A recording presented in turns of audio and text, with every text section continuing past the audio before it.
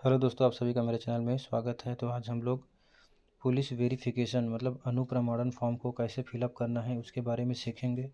और ये फॉर्म उन सभी व्यक्तियों को भरना पड़ता है जो सीजी व्यापम के अंतर्गत जॉब में ज्वाइनिंग लेता है या सीजीपीएससी ही क्यों ना हो। तभी टीचर भर्ती, असिस्टेंट टीचर, टीचर व्याख्याता सभी के लिए फॉर्म आपको भरना पड़ेगा। साथ ही और भी जो फॉर्म एग्ज़ाम जो फाइट किए हैं उसके में ज्वाइनिंग के लिए भी अनुप्रमाणन फॉर्म फिलअप करना पड़ता है। तो इसमें क्या क्या भरना पड़ता है आज ये जानेंगे। तो यहाँ पर आप लोगों को कलर पासपोर्ट साइज़ का फ़ोटो डाल देना है। उसके बाद इसमें बताया गया है, चेतावनी दिया गया है कि किसी भी प्रकार की असत्य जानकारी हमें नहीं देना है। अगर असत्य जानकारी दिया जाता है और किसी भी वक्त अगर उसके बारे में पता चलता है प्रशासन को, तो आपका नौकरी जो खतरे में पड़ सकता है। इसमें साफ साफ लिख दिया गया है। देखो, यदि तथ्य की अनुप्रमाणन फॉर्म में असत्य जानकारी दी गई है या कोई तथ्यात्मक जानकारी छिपाई गई है, किसी व्यक्ति की सेवा के दौरान किसी भी समय ध्यान में आए तो उनका सेवाएं समाप्त की जा सकेगी। ठीक है, तो अधिकारियों को राइट रहेगा अगर आप लोग असत्य जानकारी देते हैं तो आपकी सेवा को समाप्त करने का। तो सही जानकारी ही इसमें भरें। तो अब क्या क्या भरना है। पहला है पूरा नाम। तो इसमें आप लोगों को अपना पूरा नाम भरना है स्पष्ट अक्षरों में। ठीक है, मान लो आपका नाम एक्स है तो यहाँ आ जाएगा एक्स। या किसी भी प्रकार का नाम में परिवर्तन किया गया है या नाम में कुछ जुड़वाया गया है या कटवाया गया है तो उसके बारे में भी इसमें जानकारी आपको देना पड़ेगा। अब है वर्तमान पता। अभी आप लोग जहाँ भी रहते हैं उसका वर्तमान पूरा पता लिखना है। विलेज एक्स वाई जो भी है, जिस थाने में आता है, ज़िले का नाम, घर का अगर कोई क्रमांक है, गली सड़क है, तो उसका पूरा पता आप लोगों को यहाँ फिलअप करना पड़ेगा। वर्तमान, अभी वर्तमान में जहाँ आप लोग रह रहे हैं वहाँ के बारे में। तीसरा है घर का पता। तो आपका घर जहाँ भी है उसका पूरा एड्रेस आपको यहाँ डालना पड़ेगा। ठीक है, उसके बाद आपके निवास स्थान से संबंधित इसमें जानकारी मांगा गया है। क्या बोला गया है, निवास अवधि सहित उन स्थानों के ब्यौरे जहां आप पिछले 5 वर्षों के दौरान 1 वर्ष से अधिक समय तक रहे हो।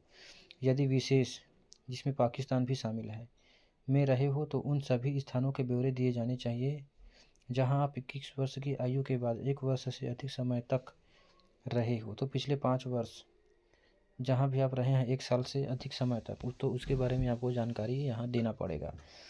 जिस भी समय से, मान लो 2008 से 2012 तक आप जहाँ भी रहे हो, तो मान लो कोई व्यक्ति है जिसका घर बिलासपुर में है और रायपुर में रहता है, तो मान लो वो गया 2008 और 2012 तक रहा, तो यहाँ जाएगा 2008, यहाँ जाएगा 2012। यहाँ पर मान लो रायपुर बिलासपुर का था, रायपुर में रहा तो रायपुर का पूरा पता, अब पूर्ववर्ती खाने में उल्लिखित स्थान के जिला मुख्यालय का तथा वह राज्य जिसमें वह स्थित है। तो रायपुर का जिला मुख्यालय रायपुर और ये छत्तीसगढ़, इस टाइप से भरना पड़ेगा। अब है पिता के बारे में जानकारी। पूरा नाम तथा उपनाम, जो भी पिता का नाम है उसको फिलअप करो। वर्तमान डाक पता, इन तीनों में वर्तमान आपका जो पता है उसका पूरा जानकारी यहाँ देना पड़ेगा, पिन कोड सहित। घर का स्थायी पता, आपका घर जहाँ भी है उस पते को यहाँ फिलअप करना पड़ेगा। पिता के बारे में ना, पिता जो वर्तमान में जहाँ रहते हैं, अभी जहाँ भी रह रहे हैं, पिता का व्यवसाय यहाँ लिखना है। कृषि है तो कृषि, या नौकरी में है तो नौकरी। यदि किसी सेवा में हो तो उनका पद नाम, मतलब आपके पिता जिस सेवा में होंगे तो अगर हैं तो पद नाम लिखो और कार्यालय का पूरा पता लिखिए। नीचे उल्लेखित व्यक्तियों की राष्ट्रीयता, पिता का तो हिंदू, भारतीय है तो भारतीय हो जाएगा, माता भारतीय, पति पत्नी भारतीय, उम्मीदवार भी भारतीय। ठीक है, पति, उसके बाद है पति पत्नी का जन्म स्थान। अगर आप लड़की हो तो पति है तो उसका जन्म स्थान भरो, और लड़के हो तो पत्नी है तो उनका जन्म स्थान भरो। उसके बाद उम्मीदवार का जन्म तारीख, डेट ऑफ बर्थ यहाँ आएगा। जो जॉब पाना, अपने जॉब के लिए जो भर रहा है उसका वर्तमान पता यहाँ फिलअप करना पड़ेगा। फिर मैट्रिक्स परीक्षा उत्तीर्ण करने के समय आयु, तो 10वीं पास जब अब आप किए थे तो उस वर्ष आपका जो भी उम्र था, कितने महीने के थे, कितने दिन का था, वो लिखना पड़ेगा। उसके बाद है जन्म स्थान, जहाँ भी जन्म हुआ है, जिस जिले के अंतर्गत में वो आता था, जिस राज्य के अंतर्गत वो आता था, उसको लिखना है। मान लो तखतपुर में जन्म हुआ है तो स्थान का नाम तखतपुर, जिला बिलासपुर, राज्य में छत्तीसगढ़। जिला तथा जहाँ राज्य जहाँ के आप निवासी हैं, तो मान लो आप बिलासपुर के हैं तो बिलासपुर, और राज्य आ जाएगा छत्तीसगढ़। आपका धर्म तो हिंदू है तो हिंदू, मुसलमान है तो मुसलमान। क्या आप अनुसूचित जाति जनजाति के सदस्य हैं? यदि हाँ है तो हाँ, और नहीं है तो नहीं डालना है। यदि आपका उत्तर हाँ में है तो विशेष जाति विशेष का, अगर आप अनुसूचित जाति या जनजाति के हो तो आपको बताना पड़ेगा कि किस जाति के हो। उसके बाद यहाँ शैक्षिक योग्यताओं के बारे में लिखना है। पिछले काल में जहाँ आपने शालाओं और महाविद्यालयों में 15 वर्ष की आयु से अध्ययन किया हो तो 10th का डाल दो यहाँ, उसका ईयर, और जब आप पास आउट हुए थे और उसका परिणाम यहाँ डाल दो। ठीक है, तारीख तो रहता नहीं तो सन डाल सकते हैं। वही 10वीं का हो जाएगा, 12वीं का, BSc मतलब स्नातक का, ग्रेजुएशन का, पोस्ट ग्रेजुएशन का। वैसे ही जिस भी ईयर में आप लोग एडमिशन लेते हैं उसको यहाँ डालो। महाविद्यालय से पास आउट कब हुए उसको डालो, क्योंकि एग्जैक्ट डेट जानना कि डेट की जानकारी मिलना संभव नहीं है। और उत्तीर्ण परीक्षा, ठीक है।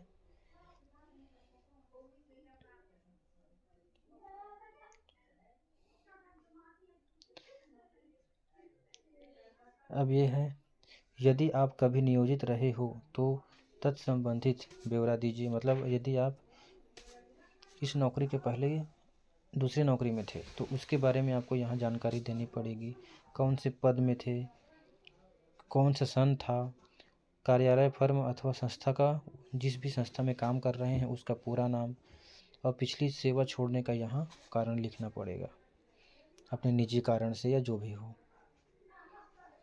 अब ये है 12वां काका, ये जानकारी देना है हाँ या ना में। क्या आप कभी गिरफ्तार किए गए हैं? नहीं किए गए हैं तो नहीं, किए गए हो तो हाँ। क्या आप पर कभी अभियोजन चलाया गया है? तो हाँ या नहीं तो नहीं। क्या आप पर कभी निरुद्ध किए गए हैं या आपसे मुचलका लिया गया है? तो यहाँ भी नहीं। जुर्माना नहीं। क्या आप किसी अपराध के लिए न्यायालय द्वारा दोषी ठहराए गए हैं? तो अगर ठहराए गए हैं तो हाँ, और नहीं ठहराए गए हैं तो नहीं। क्या ये जो फॉर्म फिलअप कर रहे हो उस टाइम किसी भी न्यायालय, विश्वविद्यालय या किसी भी शैक्षिक संस्थान में आपके विरुद्ध कोई मामला लंबित है? अगर लंबित है तो हाँ, और लंबित नहीं है तो नहीं आ जाएगा। साथ ही इस प्रकार के भी ब्यौरे भी देना है। अपराध या आरोप हैं तो हाँ, नहीं है तो नहीं। पुलिस थाने में पंजीयन किसी भी प्रकार के दोष के लिए है क्या? यदि है तो हाँ, नहीं है तो नहीं। यदि न्यायालय में चालान प्रस्तुत किया गया हो तो न्यायालय का नाम, ठीक है। अगर ये सब है, दोष मुक्त किया गया, कर दिया गया, अगर कोई दोषी ठहराया जाता है तो उसको इन सब चीज़ों की जानकारी देनी पड़ेगी और उसके कालावधि को यहाँ बताना पड़ेगा। फिर उम्मीदवार का यहाँ हस्ताक्षर रहेगा और तारीख लिख देंगे। ये आपके मोहल्ले में 2 उत्तरदायी व्यक्तियों या 2 निर्देशियों, रेफरियों के नाम जो आपको जानते हो। तो आपके गांव के 2 व्यक्तियों का यहाँ नाम लिखो जो आपको जानते हैं, केवल नाम लिखना है। उसके बाद यहाँ आपको सिग्नेचर करना है और यहाँ तारीख लिख देना है, ठीक है। अब ये पहचान प्रमाण पत्र, तो जब पहचान प्रमाण पत्र बनवाने जाओगे तो ये जो नीचे दिया गया है इनमें से किसी एक के द्वारा आप हस्ताक्षर करवा सकते हैं। क्या क्या नाम दिया? केंद्रीय या राज्य शासन का राजपत्रित अधिकारी हो तो स्कूलों के हेड प्रिंसिपल चल जाएगा, कॉलेजों में चल जाएगा। संसद या राज्य विधानमंडल का सदस्य, सब डिविजनल मजिस्ट्रेट या अधिकारी, तहसीलदार, नायब तहसीलदार, उप तहसीलदार, जो मजिस्ट्रेट की शक्तियों का प्रयोग करने के लिए प्राधिकृत हो। शासकीय शैक्षिक संस्थाओं के प्रधानाचार्य, विकास खंड अधिकारी, पोस्ट मास्टर, पंचायत निरीक्षक, इन सब से आप लोग सिग्नेचर करवा सकते हैं। आपको यहाँ अपना नाम लिखना है, पिता का नाम लिखना है, पिता या पत्नी का, और ये फिलअप करना है कि जिससे सिग्नेचर करवा रहे हो वो आपको कितने दिनों से, कितने वर्षों से जानता है। स्थान का नाम, यहाँ तारीख आ जाएगा, और यहाँ पर सिग्नेचर करके पद नाम या स्थिति तथा पता लिखेंगे। कौन? जो सिग्नेचर यहाँ जिससे आप सिग्नेचर करवाओगे वो यहाँ पर लिखेंगे। बाकी ये सब कार्यालय के द्वारा भरा जाएगा। तो ये था पूरा पुलिस वेरिफिकेशन या अनुप्रमाणन फॉर्म जिसको हमने भरना सीखा है। ये जानकारी आप लोगों को अच्छी लगी हो तो मेरे चैनल को लाइक शेयर और सब्सक्राइब ज़रूर कीजिएगा। Thank you.